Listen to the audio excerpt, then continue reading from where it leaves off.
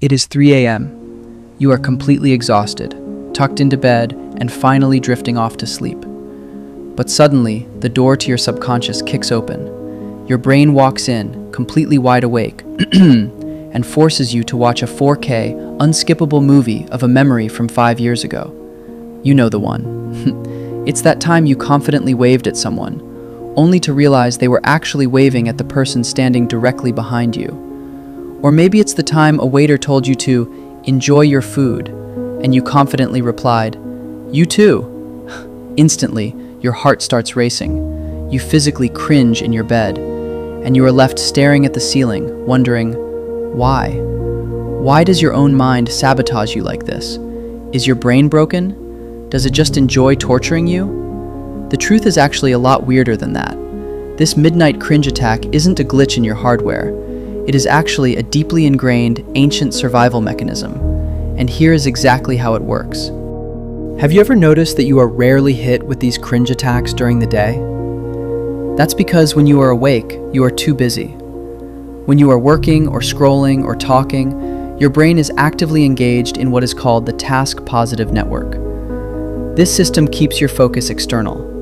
It essentially builds a firewall that blocks your deepest thoughts from bubbling up. But at 3 a.m., you have no tasks. You have zero external stimuli. The moment your external focus shuts down, your brain's backup system automatically clicks on. Scientists call this the default mode network. Think of it as your brain's background processing, or its screensaver. And this network has a very specific job. It is designed to index all of your recent memories and self-reflections. It's like when your laptop gets really hot and the fans start spinning because it's updating files while you sleep. The brain is trying to get organized, but there's one critical problem with the sorting algorithm. It doesn't file your memories logically, it files them by emotional intensity. Your mundane memories, the average safe conversations you had, those are filed away easily into deep storage. But that one conversation where you said something utterly embarrassing, that memory has the highest priority flag your biological system can generate. And to understand why we prioritize that cringe, we have to go much, much further back. Back to the beginning of the human experience. For early humans, surviving wasn't just about outrunning saber-toothed tigers. It was entirely dependent on staying safely inside the group. The tribe meant safety, food, and warmth. If you did something weird, offensive, or socially awkward back then, the tribe wouldn't just laugh at you. They would kick you out into the wilderness. And being socially isolated in the Stone Age was a literal death sentence. Because of this, the human brain developed a massive negativity bias. Your brain is hardwired to completely ignore the 10 amazing things that happened to you today and hyperfixate on the one single social mistake you made. To your primitive brain, accidentally calling your teacher mom registers as the exact same level of biological threat as a predator attack. Your brain flags that embarrassing moment as an urgent survival threat. It thinks, we must review this mistake immediately so the tribe doesn't banish us. But during the day, as we established, you are too distracted for your brain to process it. So the brain holds on to that urgent red file, waiting for the perfect moment of total silence. And that moment is exactly 3 a.m., right when your head hits the pillow. Most people think going to sleep is like turning off a computer. But for your brain, sleep is actually the busiest time of the entire day.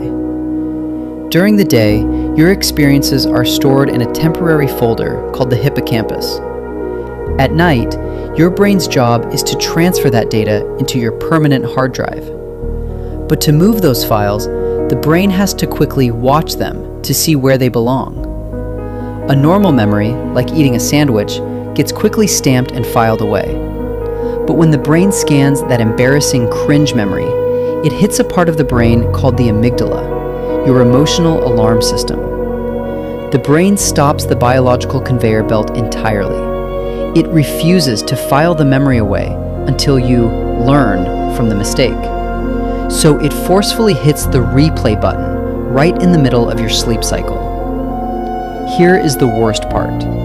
Your brain cannot tell the difference between a memory and reality. When it replays the embarrassing moment, your physical body reacts like it's happening right now. It dumps a massive shot of adrenaline and cortisol straight into your bloodstream. And just like that, you are wide awake, heart pounding, and the brain thinks it helped you. So now that you know your brain is just trying to protect you, how do you make it stop? You can't just forcefully tell yourself to stop thinking about it. Psychologists call that the white bear effect. The harder you try to block a thought, the louder it gets. Instead, you have to trick your primitive brain into feeling completely safe. You do this using a technique called cognitive reappraisal. When that cringe memory suddenly pops up, don't fight it. Let it play. But while it plays, talk to yourself in the third person. Use your own name. Say to yourself, "John made a mistake back then, and that is okay. We are safe now." Using your own name forces your brain to switch from the emotional center over to the logical, analytical prefrontal cortex.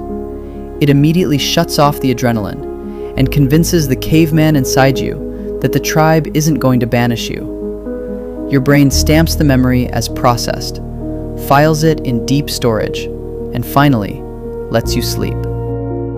So the next time your brain attacks you at 3 a.m., remember, you're just doing some late-night biology homework. If this video helped you understand your own weird brain, hit that like button. Subscribe for more deep dives into human psychology, and I'll see you in the next one. Sleep well.